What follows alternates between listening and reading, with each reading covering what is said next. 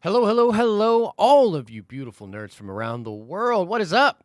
It's your boy Josh, and I wanted to do a live stream today for the Nerdy News Rundown. You know, there's a lot of Marvel stuff to get into. I, of course, want to talk about this huge secret meeting that Marvel is doing. We're going to break that down and talk about all sorts of cool stuff when it comes to that story, what it means, how it's going to impact the future of the MCU. There's also a couple other stories I want to touch on. I want to talk about the Spider-Man updates, why everyone's clickbaiting that and what the truth is about that, and a little bit about the Netflix shows. There's some rumblings about them possibly coming to Fox, FX. So I want to go over all of this stuff, and then we'll get into Q&A because, you know, we haven't done a fan chat live when it comes to the Marvel stuff in a long while. You know, things are just a little crazy, and I'm very busy, and so hey, it just takes a little bit of time. So just left Campia show when I saw this. What up, Josh Hector? Appreciate that, bro. I don't know if we're quite on the level of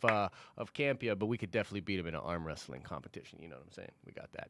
Okay, so let's get into some of this stuff. I'll touch on the not stuff that's in the thumbnail, not the secret meeting stuff first. We'll knock that out, and then we'll get into the big juicy stuff, and then we'll get into Q&A because I'm sure you guys have a lot of questions.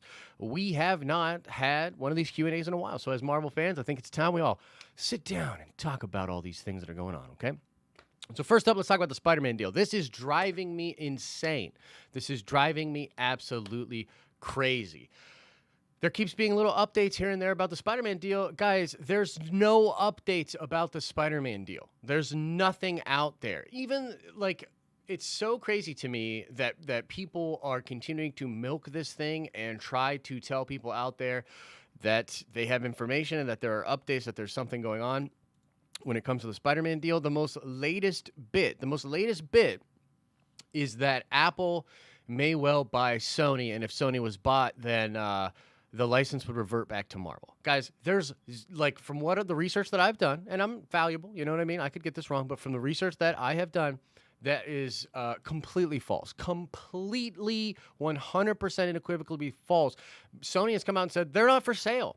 They're doing what they're doing with the Spider-Man deal, whether we like it or we don't like it. They are doing it because the Spider-Man license that they have is one of the most valuable things that they have. Far From Home was their biggest movie as a studio in the history of their studio. And just real quick, I want to sort of talk about some things that have kind of been on my mind, stuff that people are not referencing when it comes to the Spider-Man deal. Guys, this guy, Avi Arad, okay? You know, he's being kind of painted as a villain and things like that when it comes to this MCU Sony situation. That's kind of crazy to me because Avi actually is, or Avi, or I don't know how to pronounce his name, but this dude was pretty integral in putting together the MCU itself. It was actually not Kevin Feige's idea to create the Marvel Cinematic Universe. It was actually an intern's idea, and then it got kind of shuffled around at Marvel Studios, and Avi, or Ari, or whatever the dude's name is a big part of why the Marvel Cinematic Universe even exists. And this dude produced, with Kevin Feige, the first two movies in the MCU. This would be Iron Man 1 and The Incredible Hulk. This guy, like, I see TD Productions, AVA Red still sucks. Look, it's the internet, so in some ways I'm speaking to a wall right now. You guys are just going to think what you think, and that's cool. But for those among you that are reasonable, AVA Red is not an enemy of any Marvel fan. And Sony wanting to go do their own thing, I completely understand it. We'll have to see, man. If it sucks, we'll call it a spade, and we'll say, hey, this sucks. Give it back to Marvel. But I just think that a lot of this stuff is being thrown way out of proportion. And also, there are no updates. There are no updates. Until there's an official statement made by Disney or Sony, there are no updates. As it currently stands, Sony is going to go do their thing. They are going to put Tom Holland probably into Venom with Carnage. They will do a Tom Holland movie trying to continue the story that they told with Marvel Studios, and we'll have to wait and see. We'll have to wait and see how that works. I'm pretty interested in how that's going to work if Marvel's like, nope, you can't play with any of our toys, and we'll see how it goes from there. But that is the latest when it comes to the Spider-Man deal. Let me know if you have any questions about that, and we will get to Q&A in just a little bit here, okay? Now, next up, I want to talk about the Netflix shows. This was reported by somebody that actually has a decent track record, and this would be this Mikey Sutton guy, okay? Now, when people talk about the Mikey Sutton thing, a lot of the community is pretty split. They're split on how is this guy's track record? So there's at least some contention within the fan base that, hey, this guy might not have the best track record when it comes to this kind of stuff. But there's other people saying, hey, Mike's got a lot of stuff right. I mean, most famously, I think he was a big flag waver for the original Spider-Man deal back in the day. And then he was someone that knew about the Fox being bought by Disney thing before a lot of people out there. So he's got some connections out there. And this is where this rumor is coming from, that the Netflix shows will be reprised, they'll be brought back, and they will be put on FX. Now, what's really interesting with this story is that literally Vincent D'Onofrio commented on this. Like, somebody tweeted at Vincent D'Onofrio with the Mikey Sutton thing, and Vincent D'Onofrio said, hey, seems fake, I don't trust it. And what that would imply is that that nobody within those shows, nobody that was involved with those shows, is getting told anything. Now, I hear all sorts of stuff. It's so crazy when you're like in this field, when you're doing this kind of stuff. It is so weird the amount of different things you hear. Like, there are some people out there saying that like Netflix doesn't own those shows, that Netflix licensed those shows specifically to Netflix. But I've heard like the exact opposite of this. I have heard that they literally own those shows, that they bought those, like they developed those shows. So that's all Netflix property. And so I'm of the mind that that's the truth, and that somebody like Mikey Sutton is maybe hearing this and that from other people. I don't know if I can trust it. So when it comes to the FX thing, with them taking those shows and putting them on FX, I'm sorry. Like, from the way I understand Marvel Studios, the way I understand the way Kevin Feige likes to do things, there's no way in the world that would ever work. No way. Like, why would Marvel continue those shows knowing that the first couple of seasons are on Netflix exclusively? Now, what Mikey said in his report was that Marvel could eventually buy those seasons off of Netflix and bring them elsewhere. Maybe that's true, but again, I just don't see why. How is this valuable for Marvel? You know what I mean? Like, you try to put yourself in the head space of Kevin Feige and Marvel and everybody over there. How is that valuable? I mean, for God's sakes, Netflix canceled these shows. Apparently, this is what's being reported, that Netflix canceled these shows. Marvel had no idea. Netflix was just seeing that, like, hey, these shows are not making as much social media buzz. They're not getting as much screen time as we want. Not enough people are watching them. We have to continue to pay the actors and producers and everybody more and more each time. That's why they canceled the shows. So how could you reasonably expect that Disney would be like, okay, yeah, you know, those shows that were so devalued by Netflix that they canceled them? Yeah, let's buy those from Netflix so that we can continue those on FX. It just doesn't make any sense to me. You know what I mean? Like, not to mention that Mahershala Ali is Blade now. Like, so I'm sorry. Like, I know Mikey's probably not the worst source in the world, and he actually had a scoop recently about Mara Jade coming to Disney Plus as a show. I hope he's right. But I just have to tell you that from my perspective, no way. There's just no way that makes sense, okay? No way whatsoever. Okay, now let's get into the spicy stuff. We got enough people in here. Let's see here. Kalia Kamara says, can you see Keanu Reeves as Doctor Doom in the MCU? I can, and I'm going to come back to your question when we get into Q&A. Give me like 10 more minutes. I want to talk about this Marvel meeting thing, and then we're going to get, boom, into Q&A. We'll have a lot to get into. Check. Yeah, Tara, I saw that on your Instagram when you were talking about how you do not see Keanu. And I feel you. I feel you a little bit there. So this report, guys, is coming from MCU Cosmic, our buddy Jeremy Conrad over there. I know, again, the community's split. Go figure. The internet is split on an internet personality. Go figure. But some people think that Jeremy's full of crap. I tend to believe he's actually a pretty good scooper. This is an article on his website talking about the future of the MCU is being plotted soon, okay? Now, what he is reporting is that in the near future, a majority of the MCU directors and key creative people will meet at a top secret location far from Los Angeles to begin planning out the next big phase of the Marvel Cinematic Universe. And he notes in his article that after the success of Iron Man in 2008 and the announcement that the films would lead into the Avengers, Marvel Studios held a very similar meeting to figure out how to create this interconnected universe.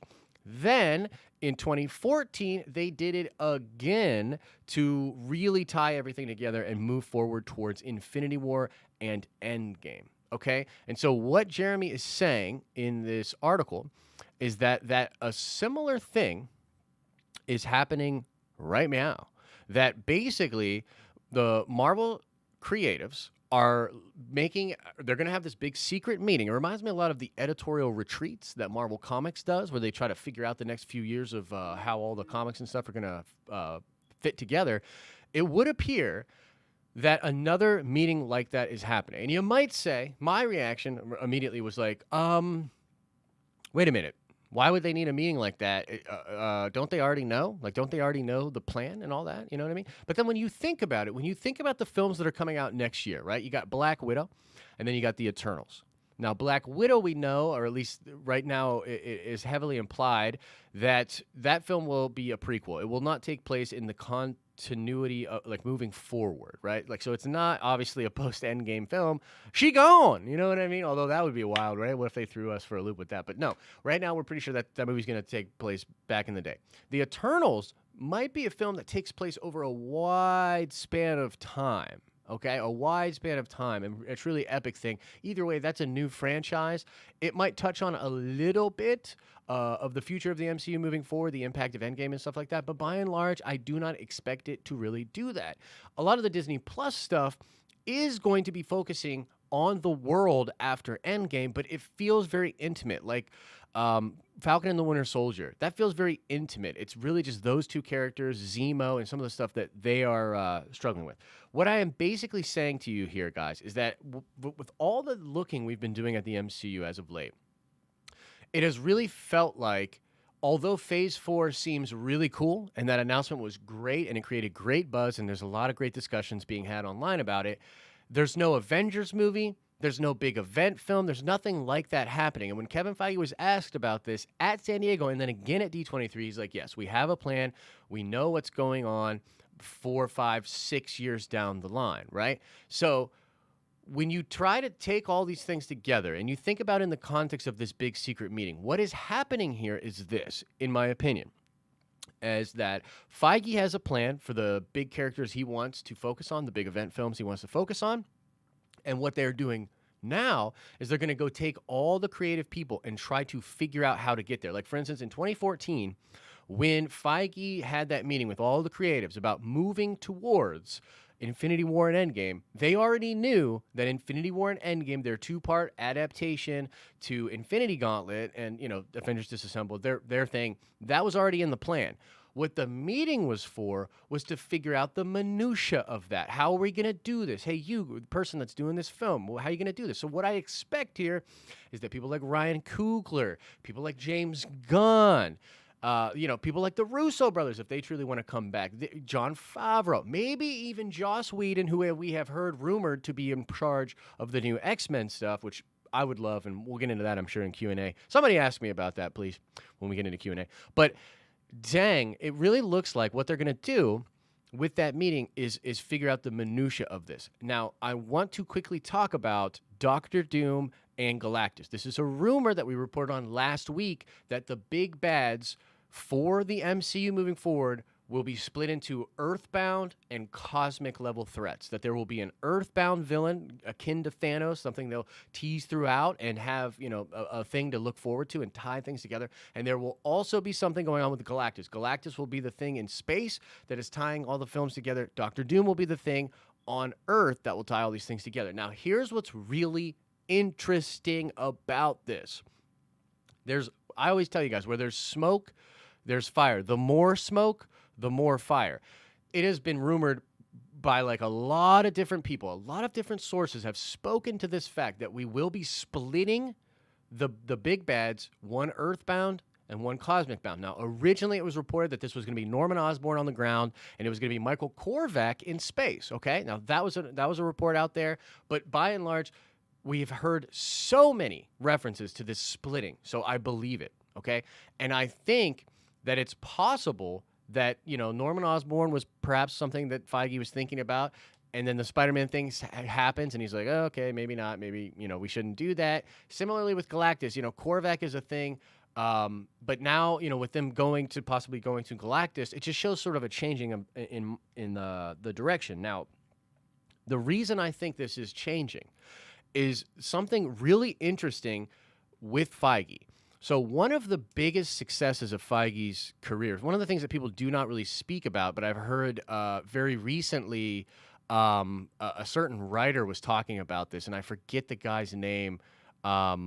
But this was really interesting insight. He was talking about how one of the things Feige figured out quickly was, do you guys remember when the MCU sort of dipped in quality, like around Iron Man 2, Thor: The Dark World, the second phase, at the beginning of phase 2, it really seemed to dip in quality. And what Feige realized at that moment was, when you do sequels to these kind of characters, you want to do something new. You want to sort of do something new and different. And so from the dip in quality in phase 2, we saw this sort of turnaround where Feige figured out, he was like, okay, completely fresh. Let's do something completely fresh with these characters in their sequels. Winter Soldier was a huge turning point for the MCU, right? It developed things in a really unique new way. It was totally different than what had come before, with the first Avenger. And so that lesson and figuring out that you need to do things differently, like constantly evolve and change your game plan up, I think is what's going to happen in the next phases. And here's what I mean by this. The shift from a Michael Korvac to a Galactus makes me think that Feige's like, let's use, because right now, when you look at Guardians of the Galaxy and even Iron Man, these were not super popular comic book characters.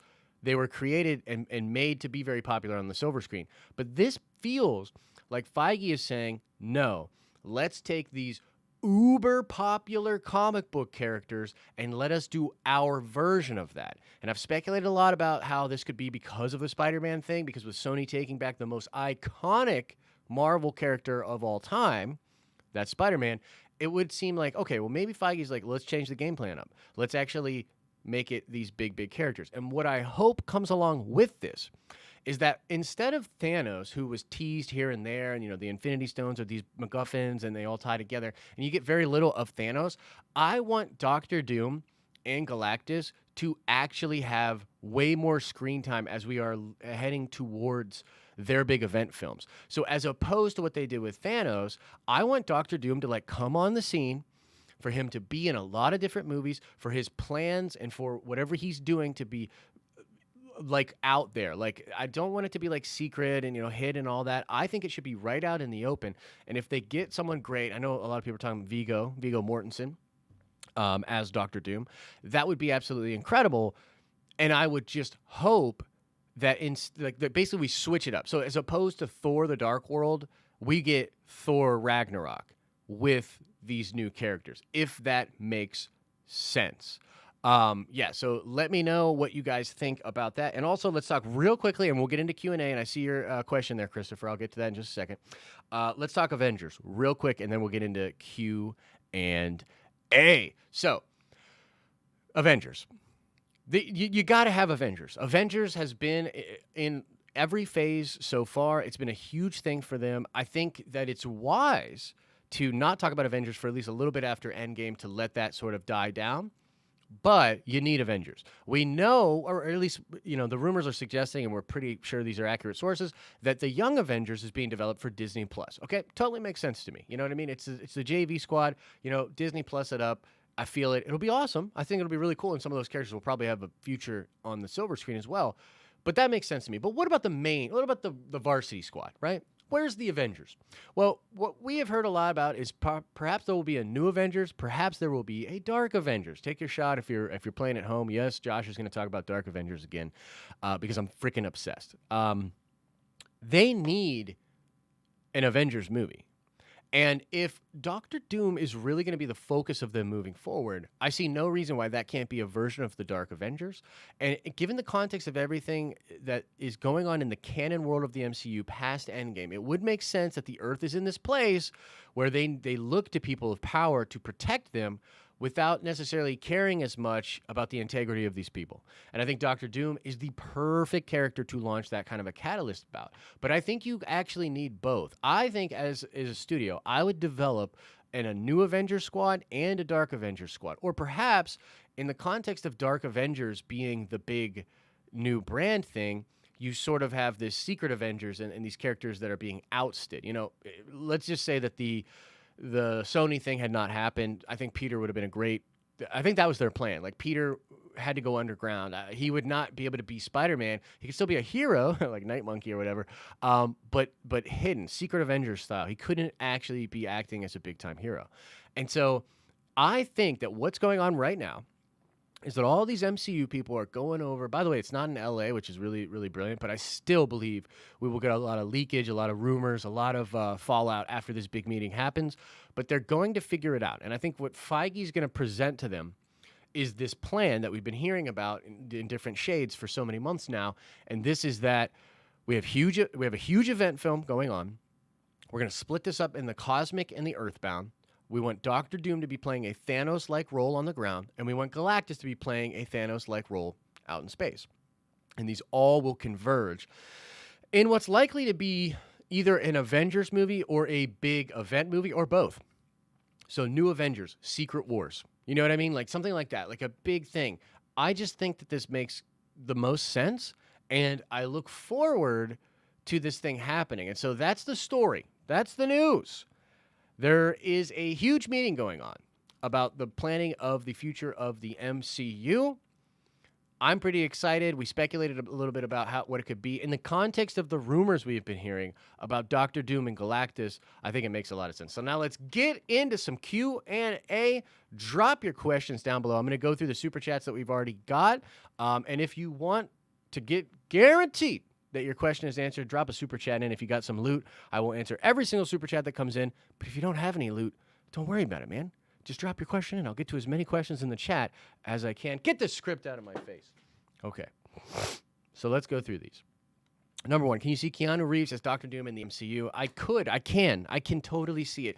But I'm hoping that the version of Doctor Doom that we get is more akin to Victor after Hickman's Secret Wars, where he's not like ugly and always wearing his mask. This is a much more interesting Doom to me, but maybe that doesn't play and they want to do the version with the mask. I don't know. We'll see. But either way, the one thing that Keanu does not have that I think you want out of Doom is range.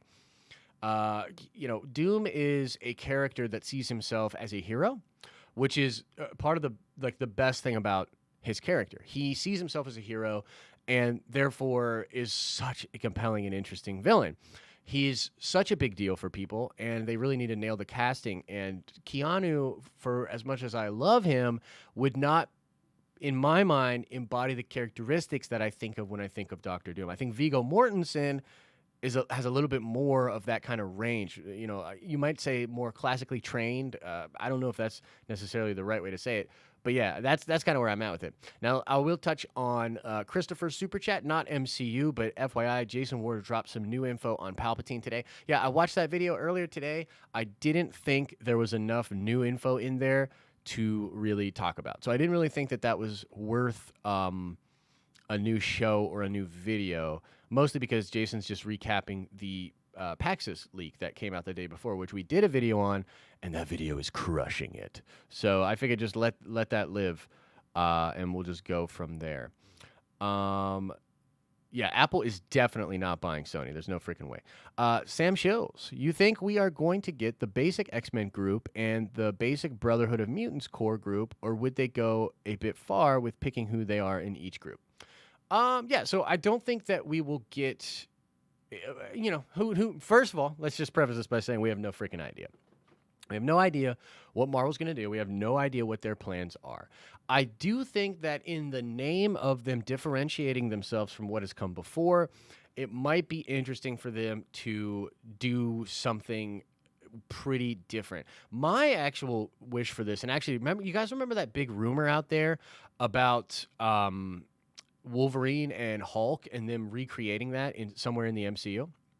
Well, what I would love for them to do is like a Agent X movie, and basically be a Wolverine movie, but it's of his journey from Project X on up, right? And his journey, and perhaps like my thing was, don't do the Hulk, do Scar in the Savage Land and have that iconic, Hulk 180, Hulk 181 initial, Wolverine dealy, but with him going into the Savage Land and fighting Scar, which would be dope, right?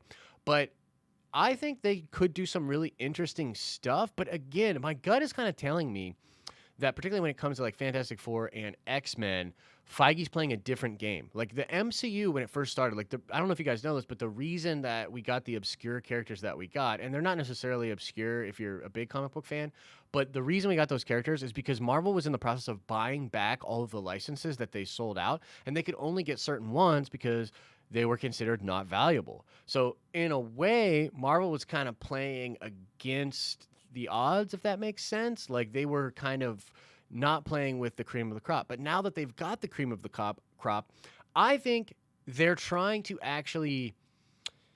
I think they're gonna like play with the big toys. I think we are gonna get pretty classic versions of these characters, and just to kind of make a point. Kean Brown, I see your super chat, no question, but I appreciate DOS support. Let's see here. Hey Josh, what if Doom was the only one of his people to survive the snap, and that's why he will rule his country? I mean, that's interesting. I do think there's something there. I think having him as a leader in charge of his kingdom be, super pissed about what happened with the blip and the snap and the fact that the Avengers were really unable to protect us from Thanos, I think that's a perfectly good reason for that character to want to get to the main stage and actually make an impact. And I think that's something you'll see used. Like the fact that the Avengers, like the world is like really like missing the Avengers, but I think there will sort of be a movement to explain that, hey, the Avengers really didn't do it. They didn't really help us as much as we thought. Let's see here. Do you think Black Widow will surpass Wonder Woman at the box office? I doubt it. Wonder Woman did great at the box office. Great movie. Totally underrated in my opinion. The third act gets a little bit wacky, but Wonder Woman is a great movie. Now, I'm not saying that Black Widow can't be a great movie, but the Black Widow movie just feels kind of like it's a little too late. Not for us to enjoy, but like for it to pop. Like this movie, if this movie had come out like maybe right after Civil War, which is apparently when it actually is in the timeline, I think it would have crushed. You know what I mean? Like I feel like we missed our opportunity to give Black Widow all the oomph that she needed. Now there are ways they could do it, like the big rumors about Tony Stark being in the film, that could really push the box office up quite a bit.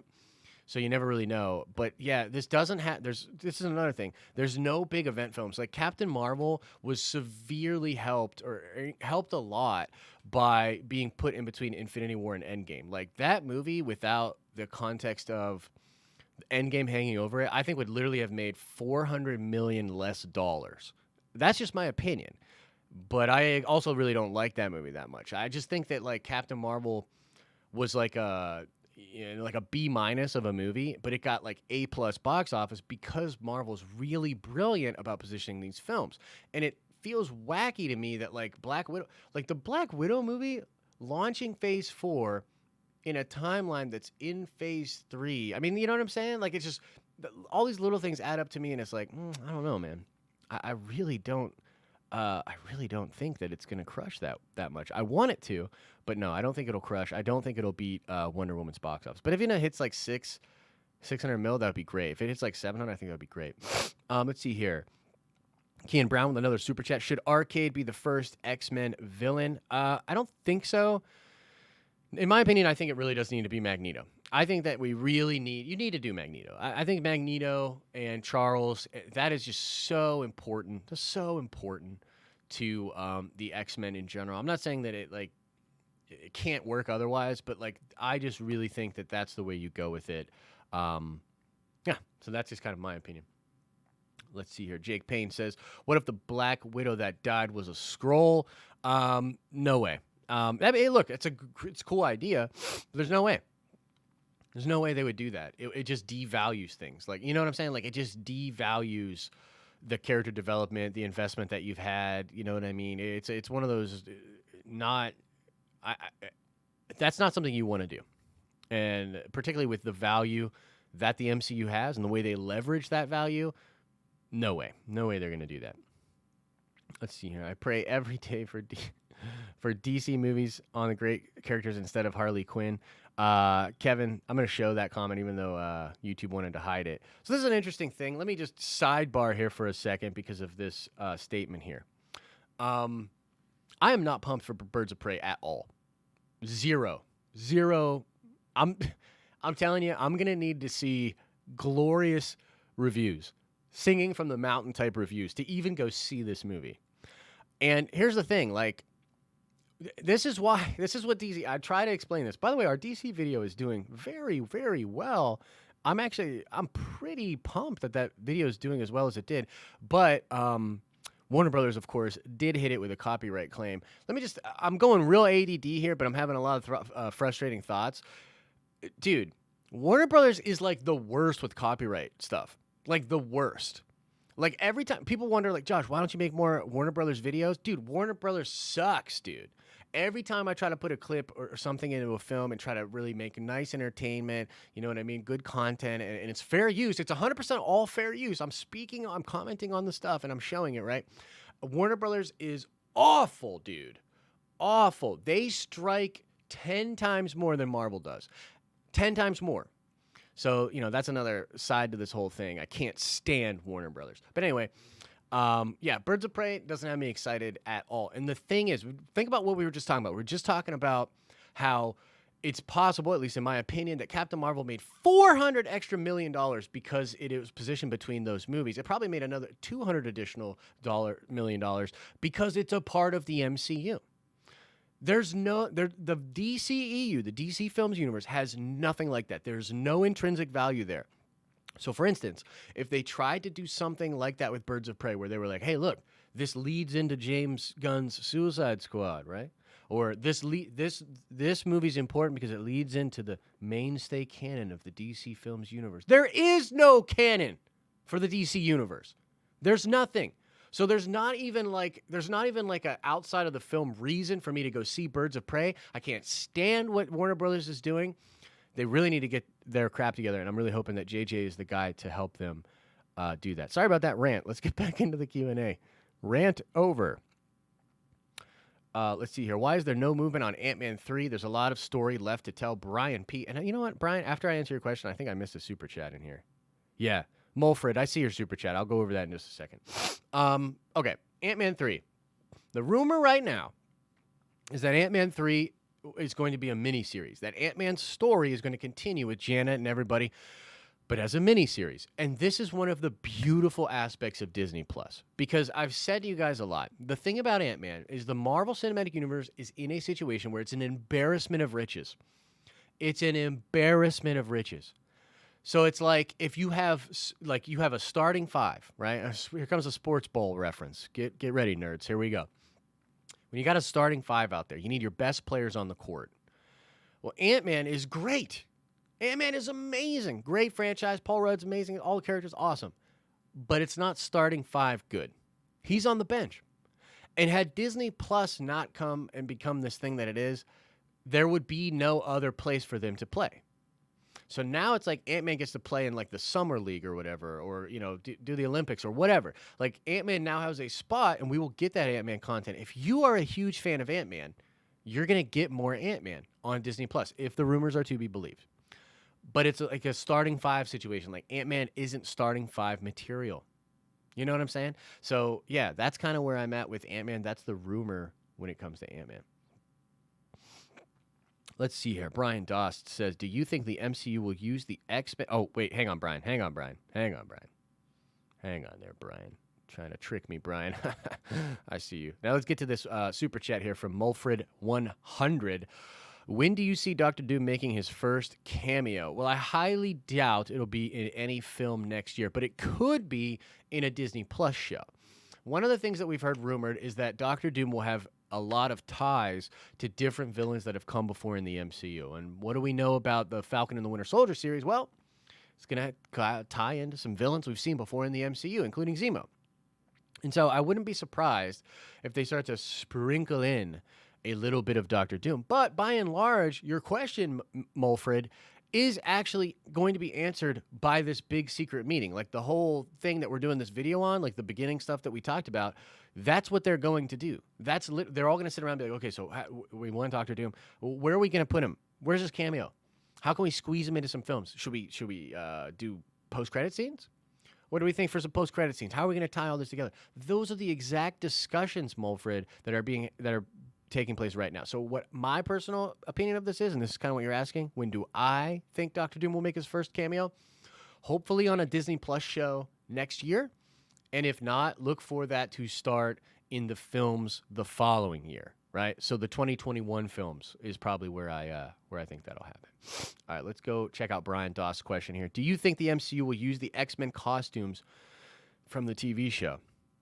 Hard to say. I do think that Feige does a much better job being comic book accurate than a lot of other studios are that do out there. The MCU has a specific costume kind of aesthetic with a lot of like seams and stitching. Like, you know what I mean? Like that seams and stitching is just like all over, right? So I expect probably MCU versions with the costume people that they have out there and just taking on the X-Men. So what you're really asking me is like, is there going to be more yellow and blue? Are we getting yellow? Are we getting blue? I think so. And I think that they can do it. Maybe a dulled out, almost like a construction yellow, like a yellow orangish kind of thing or something. I think they can figure it out. But these are the big questions that are probably, Marvel's probably working on all this stuff as we speak. Okay. I'm trying to do a super chat, but it keeps crashing the YouTube site. Hey, look, Brent, I totally believe you. You know why? Because YouTube, oh God, YouTube does a lot of wacky stuff, bro. Wacky stuff. But hey, we're all on here anyway. I'm trying to do a super chat, but it keeps breaking. Hopefully it's not happening to everyone else. But tell us about Joss Whedon. All right, let's talk a little bit about Joss Whedon. The rumor is, haven't you heard the rumors? The rumor is that Joss Whedon will be involved in bringing the X-Men franchise to the silver screen for Marvel Studios. I think this would be brilliant because I think he did a bang-up job with the first Avengers movie. I also think that Age of Ultron is one of the most underrated MCU movies there is. I know it was dark and weird, and there was a lot of like setting up in that film, but I'm telling you, when I go back and watch that movie, it's literally one of my favorite rewatches in the MCU. It is so good. It is so good and so underrated. And what's really funny is Joss Whedon was really hard on himself after that movie came out because it's not Avengers 1, right? It's just not Avengers 1. Avengers 1 was, this is kind of a special kind of thing, right? But in more recent interviews in the past couple of years, I have heard Joss be like, basically say that, yeah, I was pretty hard on myself. Looking back, though, that movie was decent. That was pretty good. That was pretty good work. And I agree. I think that Age of Ultron was pretty good. Now, it did burn him out. It burnt him out, and he didn't really come back to Marvel for a long time. But he actually did a lot of script work with the MCU. I don't know if you guys know this, but he actually helped doctor a lot of script and did a lot of work still on the MCU movies, just not directing, not anything big scale, producing or anything like that. So it's been a while. His relationship is likely repaired with Marvel. He's not doing Batgirl anymore. And so, yeah, I think it makes sense. So I would love Joss Whedon to come back. I'm really interested in what other people think about that, but that's my take on it. We got a super chat coming in here from Trev Fishbin. Think any other character will be related to Sokovia? Latveria rises from the ashes of Sokovia a decade later, or even Magneto? Yeah, I definitely think there's something to that. But see, the thing is, for me, what I would do, Trev, is actually, instead of Sokovia, which, was a huge thing, right? I think it now has to deal with the events of Endgame. I think the next phase for Marvel has to use what happened in Endgame as leverage and motivation for these characters. And so, I just think that works a little bit better. And you can continue to tie into the legacy of the Avengers. The world is just it's so going to change now, dude. Like, it's really exciting to me, the canvas that Marvel has to work on now post-Endgame, because that's a really wild thing in a universe. And the ambition that they had with those two movies is so crazy, but it just sets up a world, and now with so many characters having to deal with pretty unbelievable circumstances. So that, I think, is a little bit better than actually using Sokovia, but you can totally use Sokovia as well. But Sokovia is not even like close to how bad the snap and the blip were to people. Let us see here. How could they renew the X-Men? Would they keep Magneto a survivor of the Holocaust, or maybe son of someone that did? Okay, let's get into this a little bit. I thought maybe we'd be talking about this a little bit because of the video we did yesterday. But yeah, let's talk about X-Men. Let's talk about the coming of the X-Men, modernizing the X-Men. By the way, Jonathan Hickman's X-Men is blowing my freaking mind, and Ryan H. and I are working on our video for that. This is his produced video this month is going to be about Hickman's X-Men, and whoa, do I have a theory. Whoa, do I think I have a little bit of Hickman figured out. But anyway, so the big rumor out there, or the big problem people are talking about is, hey, how do you update the X-Men, man? Magneto was a Holocaust survivor. How are we going to do that, right? How are we going to do that? He would be over 100 years old. Let me just tell you a few of the things I've heard people say that I do not like and that I do not think works. First of all, I've heard people say, hey, it's really easy. Their mutant powers are also that they had longevity. No, sorry. That's terrible. That's a terrible idea. Because first of all, one of my other big problems here is, where the hell have the X-Men been? If the X-Men were really around for this whole time, forget that he was a Holocaust survivor, although that's obviously very important. Where have they been? You know what I'm saying? Like, where have the X-Men been? That's a bigger issue than how do you modernize the struggle of Magneto, right? Where have these characters been? And I think most of us, when we put our hero or our theory hats on, we start to think about the fact that likely something with the Infinity Stones and something to do with the blip or Endgame will likely be a catalyst, not for the creation of the mutant gene, but for the accelerating of the mutation from the mutant gene. That seems like a pretty safe bet, particularly when you think of Scarlet Witch and Quicksilver, who were tinkered with and exposed to an Infinity Stone. And, with Doctor Strange and the Multiverse of Madness and WandaVision, seemingly taking a lot of beats from House of M, it seems like they will retroactively make Scarlet Witch a mutant, and that perhaps her exposure to the Infinity Stone accelerated her mutation. I like that. Feels right. So then the question is, okay, so if they're going to do that, then how do they create Magneto and Professor Xavier in the modern age? And this gets us into the big rumor out there that they are thinking about making these characters persons of color, right? And so this is the thing that we tackled yesterday. It's a hot button topic, you know what I mean? It's a spicy topic, you know what I mean? And by the way, I'm very proud of that content yesterday. Look, we knew people have opinions. That's totally fine.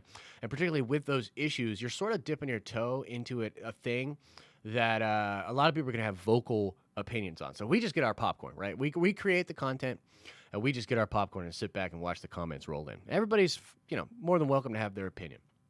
So the thing about that is, it is technically a way to modernize that struggle. Now, I'll tell you guys something that I didn't put in the video yesterday, okay? Because I thought it was too almost controversial, okay? But for those of you in the chat right now, and for those of you that will watch this later, I will tell you that there was part of the conversation I was having with Al about this, where I said, I really do not want them to come out and say that the modern version of these, that we're going to change this to them being people of color, and that the pain and discrimination that these people are facing in the modern era as people of color is somehow equivalent to what happened in Nazi Germany. I was like, that is not true, first of all, and just also a really weird angle for them to go in. I don't like it because it opens them up to all these comparisons and all these discussions, and given the state of political discourse in the world right now, it's not something that I think they want to be doing. You know what I mean? So like, my personal opinion is I'm not bothered by it at all. But as a fan of the brand, I get concerned because I know how people are going to respond to it out there, right? And so I sort of brought that point up to Al, and we sort of molded it over, and we decided it's not the best idea to present in a video like that, because again, it's all about the messaging, and that maybe that sends the right message. It's also basically just me thinking out loud, so like I like to think a lot. I'm a big fan of thinking. throwing ideas around in this brain. And just because something fascinates me and I feel like, oh, that's really interesting and not an angle that other people have taken, does not mean it's really worth presenting in the piece of content we did yesterday. But I will share with you that that was something I thought about because frankly, I just think that's not good enough. Like, it's just not good enough. However, there is something they could fictionally do. And this is where it gets pretty interesting to me. And again, you'll see this pattern. You'll see this obsession with Joss, with me, wanting to utilize Endgame and Infinity War and the blip and the snap and all that. You'll see this obsession with me with them wanting to use this. So perhaps when it comes to, like a version of 2.0 on the Sokovia Accords, what if other countries around the world in the wake of the blip decide to do a modern day, version of rounding up powered people and maybe even discovering mutants and wanting to immediately cause a lot of harm to these people?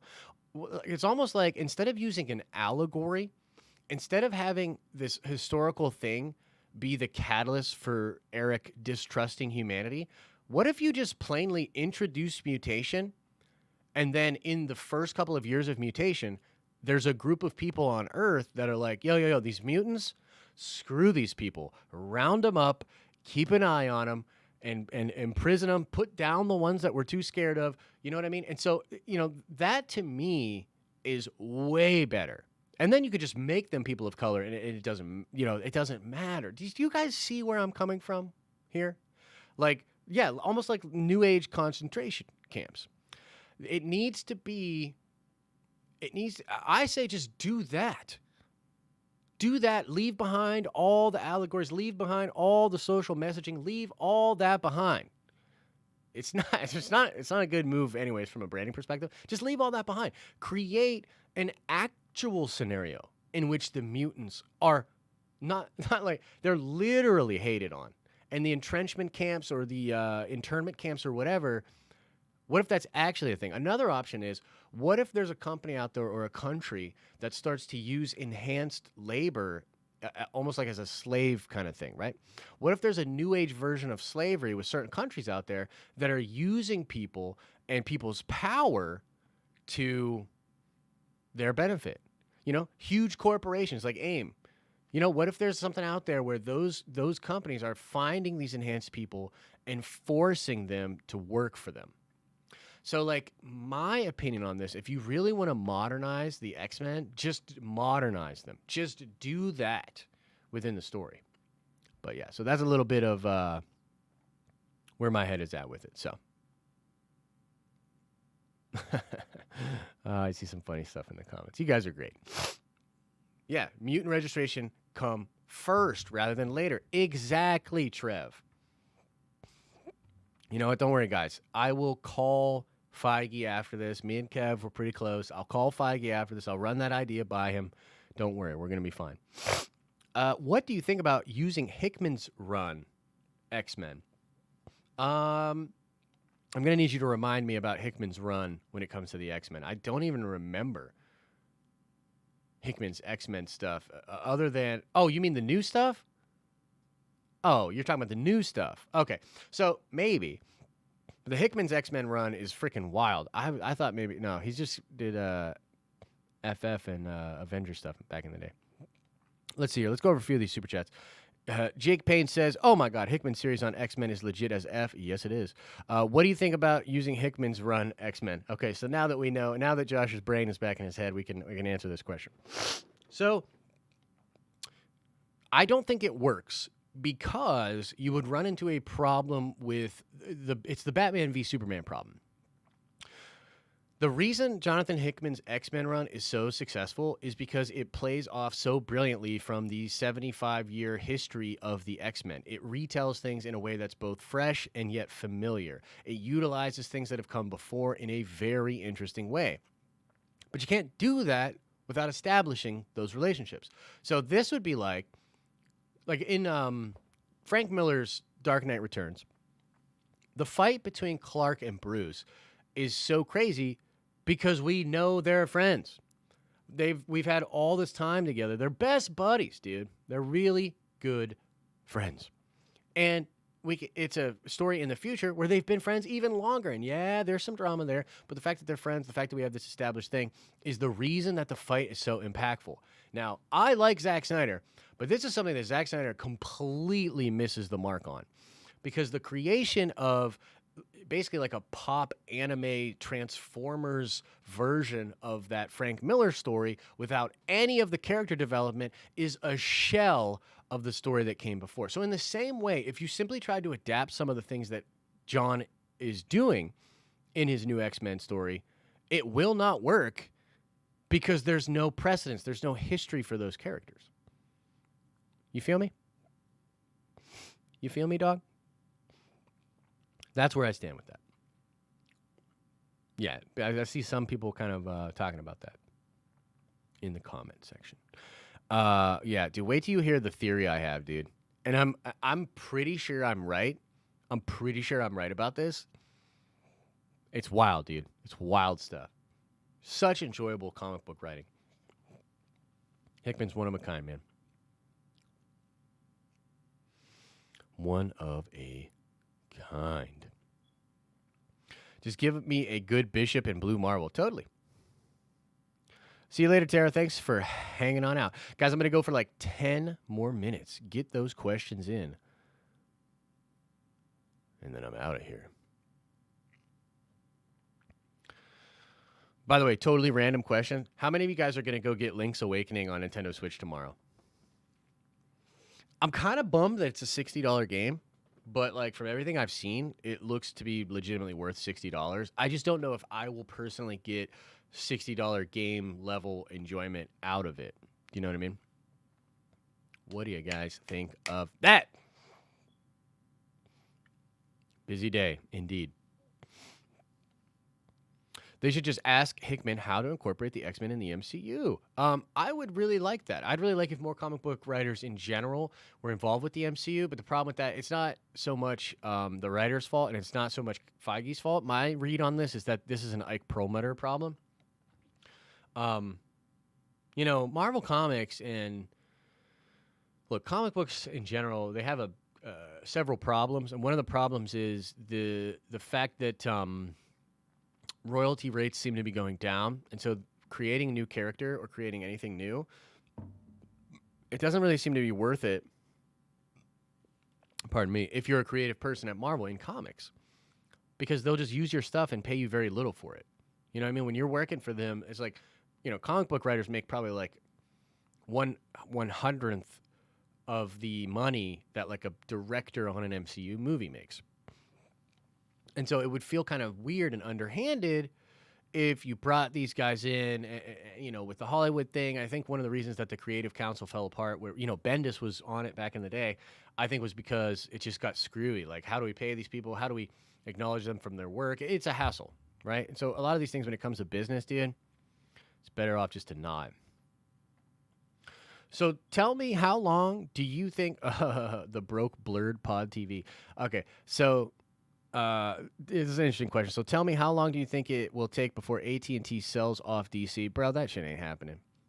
Did you hear that from Ethan? Because Ethan wasn't even being serious when he said that. I mean, you know, like, there's just no possible way. I'll say this. It's not that there's no possible way, but it would be the biggest boneheaded decision by a corporation ever. Would be the biggest boneheaded decision ever if they were to sell off DC. Like, are you kidding me? Look, DC Comics and comics in general is in a very bad place. I completely agree with you there. But comic book characters right now are the hottest thing out there. The hottest thing out there. You know what I mean? It's the new genre. It's the new place. It's the new space everybody wants to play in. So explain to me how AT&T would just be like, well, these comic book things, we've got the most iconic comic book characters of all time. We've got Batman, who's arguably the biggest pop culture character of all time. But you know what? We're having a rough couple years in an industry that is so micro compared to movies and almost any other industry. Here's the craziest thing about comics. Even in its heyday, even when comics was crushing it, you're talking about books that were selling 1 million copies. 1 million copies? Dude, do you know how many like if you were a big movie studio and you sold 1 million tickets, or if you made a big show and you had 1 million people watch it, you'd probably kill yourself. You'd be like, this is so bad. And it really, those million sellers, that was all just poppy, crazy events and stuff there. And the real that's it. You got me on a rant, dude. Yo, you just blurted my live stream because now I'm just going to rant for a couple more minutes. God, that would be such a boneheaded decision for them to make. That would be a very dumb move. Comics don't make any money. The amount of people that read comics, literally, the amount of people that read comics on a month-to-month basis is probably less than 500,000 people. Do you realize how small of a percentage that is? So when you're talking about how an industry was at one time averaging 55,000, 70,000, 100,000 copies a week, and now they're down in below 20,000. Yeah, it looks really bad by comparison. It's still all nothing. Comics is such a micro industry. It's such a baby industry, and oh my God, I'm gonna lose my mind. I'm gonna lose my mind even thinking about it. The fact that if you really think that a massive corporation would look at comic books, their comic book division, and be bummed enough by the lack of sales for floppy books to sell off all that intellectual property and give another studio a chance to go out there and make these movies, television shows, lunchboxes, apparel, and toys, you are out of your mind. Thanks for coming to my TED Talk.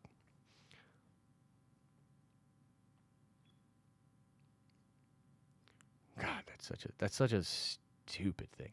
Okay, Christopher Collado says, what if Magneto came from the Rwanda genocide? Hey, look, that's possible. That's possible. I mean, that could work. Again, I feel it's unneeded. I don't think you need that. I don't think you need a historical reason for Eric to be that way. That's just my opinion.